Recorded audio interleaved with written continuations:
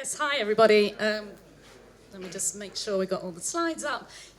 Yeah, I feel like I'm coming in after, a great talk, and I'm going to make this feel very old-fashioned. I'm coming from an academic background. I have a PhD in social psychology, but I've been working in survey research throughout my career. I'm a survey methodologist, and we do a lot of methodological research integrated into surveys, mainly academic and government surveys or purpose-designed studies to test different aspects of the data collection process with a view to trying to improve the quality of the data that we produce. So I do a lot of research on this. I've also been doing quite a bit of survey programming in the past, but I try not to do that. And I teach methodology at the University of Lausanne in Switzerland. As you can tell from my accent, that's not where I'm from originally. I did my PhD at LSE, and I'm currently a senior visiting fellow at the Department of Methodology. And I am collaborating with colleagues there and at Varian on a project that is financed by the Economic and Social Research Council as part of a large collaboration called Survey Futures, which you may well have heard about. It's a collaboration of survey practitioners, methodologists, and commissioners, and probably some survey programmers as well. So it's very nice to have this opportunity to come and meet you today, because it's really an area or a community with whom I've had less contact, I guess, over the years, despite working in this industry for a long time. Okay, so our Survey Futures project, Survey Futures consists of a number of different research strands. Ours is about harnessing generative AI for questionnaire design, evaluation, and testing. I've been working as a consultant as well in questionnaire design, providing expertise to, to improve the design of questionnaires. So I've got quite a lot of experience in this, and we know very well that this is the kind of thing that LLMs can do pretty well. So we wanted to, for one, just evaluate how well LLMs can apply different quality frameworks that exist in the survey methodological literature, designed to sort of identify characteristics of survey questions that can cause problems, lead to measurement error, and create difficulties for respondents. And then, we're coming at this obviously with like zero computational expertise, apart from my colleague Tom Robinson, I should say, who's a computational social scientist. But we're really kind of learning as well. This is an opportunity for developing kind of proof of concepts and learning how to, decide what the best ways to prompt and to fine-tune LLMs to do some of these QDET tasks. I'm going to use this acronym a fair amount. Then of course, our ultimate goal is not just, can an LLM do this, but can we get it to do it well in a way that enhances the quality of the data that we produce? So for those of you who aren't familiar with questionnaire design rules, this is probably one of the there are many different frameworks out there that give you a kind of checklist of things to look out for in your survey questions, which may cause problems for your respondents. And this is one of the most widely used. It was developed by the RTI in the US. It's called the Question Appraisal System, and this is the focus of this particular piece of research that we've been doing. So the basic idea is that those of you who are familiar with the kind of academic literature on questionnaire design and response errors in surveys, there are lots of things that we do wrong as questionnaire designers that create problems for respondents who have to execute these different processes, cognitive processes, in order to come up with an accurate answer to a survey question. I'm not going to get into the details here, but basically these 5 sort of steps entail lots of different cognitive processes that allows a very diligent and optimizing and effortful and motivated respondent to provide the perfect answer to your question. So I won't get into the details, but the key barriers, according to our question evaluation checklist, are things like reading the question, the instructions that we provide, the clarity of the question and the task, the response task, assumptions that might be embedded in the question that might create difficulties for the respondent to answer the question, burden that we place on their knowledge and their memory, and of course sensitive questions that can lead to biases.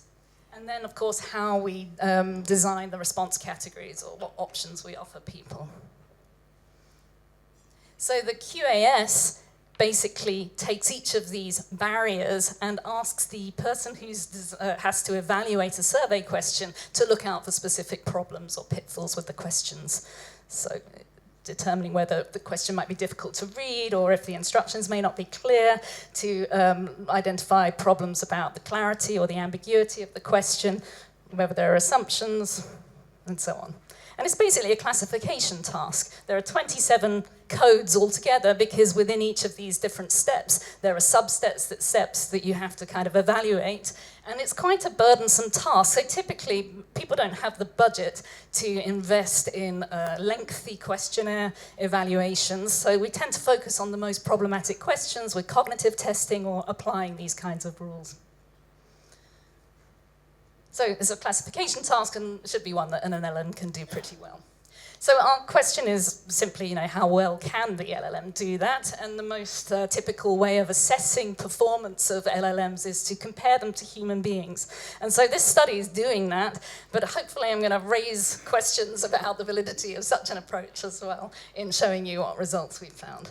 So, we have passed through several phases with this research. Initially, just sort of practicing with a mix of different initial prompting and using a mix of different models just to see how well they did at executing this task of applying the QAS framework. And we can do that. We did that on some practice questions that appear that are available in the manual that was developed to go with this QAS system.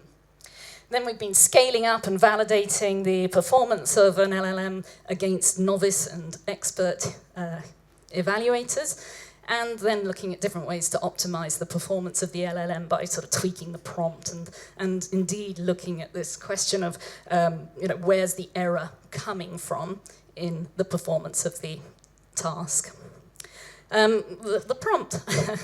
So obviously we tried some very initial testing just with instruction-based use of LLMs, but we immediately developed a prompt that was very much based on the content of the manual that goes with the QAS instrument.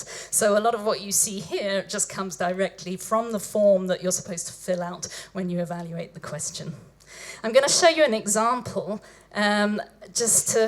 because as I said, there's example questions in the manual and the answers that were given by the experts who wrote the manual. And so our initial testing was really focusing on how well the LLM performed with respect to the experts' evaluations. So the kind of example question is, how often do you use a restraining system, include all types, when you drive or ride in a car, mark 1. Anyway, you can see that. So let's have a look at the expert evaluations and, in this case, GPT-4's responses. So the expert said, there may be some problems with reading this question, especially for an interviewer who has to read it out loud, as you just heard from my own reading of the question. The experts didn't see any problems with the instructions. I'm just putting the question back up there for you to remind yourself. The question tasks, so the experts found a few problems with the clarity of the question and the response task. Things like, the fact that there is instructions in parentheses, that can create problems for the reading of the question. The restraining system is not a very commonly used term, and so on. Then there are assumptions there about how, the fact that the respondent uses a restraining system at all or travels by car, and so on. So these are the kinds of things we're looking out for, which could lead to problems in the answers given. So now we see in blue the responses of the LLM, and I'll just go through this pretty fast. We don't have to read the details. The main point is to show that, not surprisingly, we get some quite nice feedback from the LLM. And also spotting things that our experts didn't, and that's important when we're thinking about how well it's doing and trying to evaluate performance against humans. It goes on, so there's the knowledge stage, sensitivity, okay, the experts don't have a problem with this part, they see some problems with the sensitivity of the question, there are issues identified with the response categories, and the LLM also spots some of these and some others. And the nice thing is that the LLM, because we instructed it to do so, provides a nice summary comment at the end and provides a recommendation for redrafting the question. This is just an initial prompt. You can ask it to do whatever you want, as you well know. So this initial testing is quite encouraging. We tested this prompt on lots of different models. We tested it multiple times on different models, and the agreement with the experts is around 70%, depending on what model you're using. So that's fine. Obviously, anyone can just plug in a survey question into ChatGPT and get an evaluation, maybe not necessarily following all of these different steps and getting into so much detail. But we wanted to do this at scale because we wanted to perform a validation of the model's performance against human evaluations of the same questions. So this is a bit embarrassing to present into an audience like this, but this is our very, very complex pipeline. Basically, we just wanted to get evaluations output at scale so that we could analyze the data alongside the human data. But obviously the idea behind this is that we develop some kind of tool of the kinds that you've been talking about, which we've been affectionately referring to as our CODBot. But the sort of main application of this is obviously not to just test one question at a time, but to plug a whole draft questionnaire in and get an evaluation, and then also to do, in methodological research, this is of interest also for assessing just how important these kinds of problems are for the quality of the data. Okay. So, as you probably well know in the literature, any evaluation of LLM performance is done by comparing against human evaluations doing the same task. And so that's what we've been doing in this research. And part of the reason for that was motivated by the fact that I teach questionnaire design and I have several years worth of data from my students who have to apply the QAS to some of their draft survey questions that they're developing in their questionnaires to assess the risks for measurement error. So we had 118 questions for which we already had evaluations.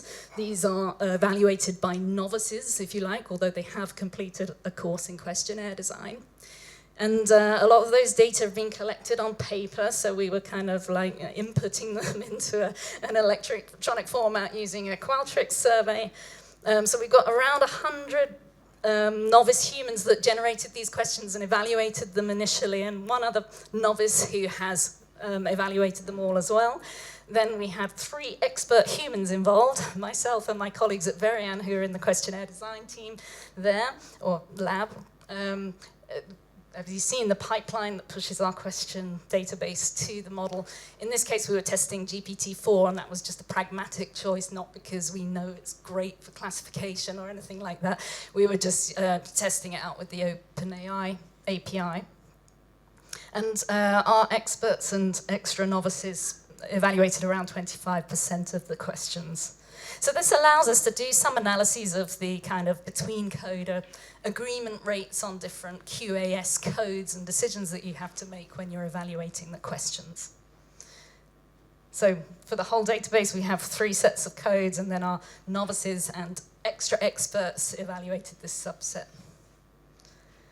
And for now, we're just looking at the kind of yes-no data, like was there a problem or not? And did the different coders spot the same kinds of problems, basically? But we got a very rich qualitative database, if you like, of all the kind of textual comments and feedback on the questions as well. So the first question is simply like, to what extent does GPT-4 in this case agree with novices and expert humans in their evaluations of draft survey questions? And you can see that overall the agreement rates aren't too bad. They're kind of around between 60 and 70%. This is for the entire database. The agreement rates are highest between our novice questionnaire design evaluators and lowest with the experts. But I guess what's interesting is that obviously experts and novices, as you might expect, don't agree on the extent of the problems with the questions either. And then, well, here's looking at our subset of questions that were double-coded by extra novice and an extra 2 experts. And you can see that when you kind of do all the comparisons together, that they're all fairly similar. We're around the 65 to 72% mark in terms of overall agreement on those 27 coding decisions that have to be made. So then the next question is, well, what's the nature of the differences? And I guess this is where it gets a bit more concerning, because we can see that the LLM does a great job at this, but why is it not agreeing with humans all the time? Well, the main kind of take-home message so far is that our LLM that we tested here was much less critical than humans. So this is just simply like the mean number of problems out of 27 that were identified by each of our coders. So expert one is me. And I should say that I was deliberately being sort of maximally critical. I was trying to spot as many possible problems as I could, but this may not be very helpful if you're designing a questionnaire and you need to roll out your survey. You don't want my feedback coming in. And the other thing that's useful to observe is that there's a lot of variation between the different evaluators, obviously across questions. So we've got a different set of questions which were double-coded, so we get different numbers of problems, but also variation across the different decisions that have to be made on this QAS system. Sorry, this is another chart, but it just simply breaks down the mean number of problems by all the different coders. And you'll see that novices pretty much are spotting the same number of problems.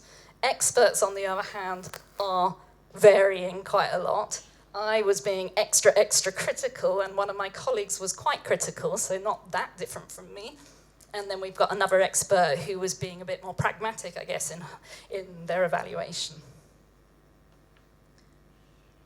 And the other thing I mentioned was that a lot of this disagreement is occurring differently, if you like, across different decisions that have to be made in this QAS system. This isn't a very pretty graphic, I'm afraid, and I didn't use an LLM for it. But I guess the most important thing is to observe is that there are some steps in this evaluation system where there's less agreement, and there are others where it's easier for the different evaluators to spot the same kinds of problems. And this is relevant because actually a lot of the error, or a lot of what we might say is underperformance by an LLM, is actually being driven by the instrument. It's coming from the fact that the QAS system is not very nicely designed. It's not a very good questionnaire. And so I did a bit of kind of prompt engineering to test a sort of more user-centric version of this system, because, well, I won't get into the details, but if you read the actual kind of instruction manual, it's not always clear what you're supposed to do at different steps. So there are some steps that are particularly problematic for people to apply. For sure, there's some idiosyncrasies in how different evaluators are applying the system. In particular, I was quite sensitive to problems at the reading stage, whereas my colleagues didn't pick up on that stuff. And then the very last step, where you can list any other problems that you spotted, I tended to add a ton of stuff there, but other people didn't. And all this is sort of driving the disagreement rates that we see in these descriptive statistics. So some of these decisions are more ambiguous, like how sensitive is a question? Are there sort of assumptions being made in the question? The LLM doesn't seem to be so good at spotting stuff like that. But we did manage to improve the performance of the LLM by simply just revising the prompt to make it a little bit more user-centered, in the same way that we would revise a questionnaire having evaluated it using a system of this kind. So, good news is that LLMs, as you probably already experimented with them yourself for this kind of purpose, they're pretty good at giving you some instant feedback on the design of your questions. Obviously, they're much quicker and cleaner than human beings, so a lot of the data that we had was very messy coming from human beings, but much, much better from the from the LLM. Needless to say, far quicker, and if you want to do this at scale, it's very useful. I'm a methodological advisor on the European Social Survey, and they have a very lengthy questionnaire development process, and having a tool like this is very useful for that kind of project where you can get quick feedback to the questionnaire design teams who are generally more expert in their substantive fields of interest rather than survey methodology. The key take home, though, is obviously humans vary a lot in how they apply these frameworks. And so, evaluating the LLM with respect to different humans is perhaps not fair because, it's doing as good as anybody else in many ways. And, of course, we can tweak the prompt, and that's what we've been playing around with. The main thing is that obviously any feedback is much better than none if you're designing a questionnaire, and a lot of people do go straight into the field without checking the quality of their questions. So it's a very efficient and convenient solution for scaling up this kind of evaluation process. In terms of next steps, as I said, we're still working on refining the prompt, maybe breaking it down. We're testing other frameworks. There are lots of these in the literature, different ways of evaluating potential risks for survey measurement error. And obviously it would be nice to build a tool.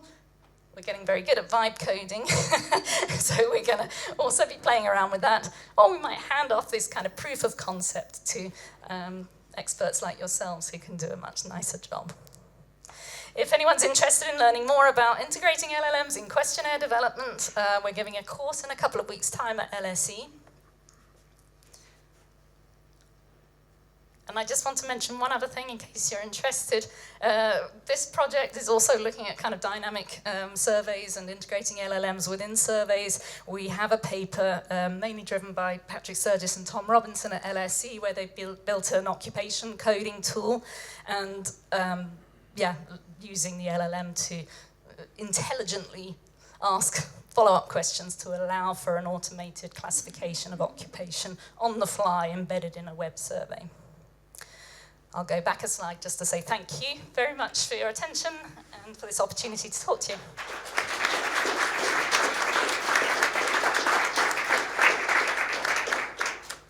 Any questions from the floor? Oh, I'll go this way. Thanks. I thought that was one of the most practical and useful takeaways we've probably ever had at the ASC. Everybody can action that. Thank you so much. Really relevant. Forgive me for leveraging in the TS API initiative here. I was just wondering if we might be able to speak later. So it's an initiative to transfer survey data via API. We've created a standard for that. It's endorsed by the Market Research Society, Association for Survey Computing, America's Insights Association. So I wondered if we might be able to have a conversation to see if it's relevant to you. Thank you very much. Well, thank you for the compliment. It's always good to kind of preface a pitch like that by saying something nice, but thank you. Happy to chat with you after lunch. Thank you. Very much. Yes, Matt, thanks.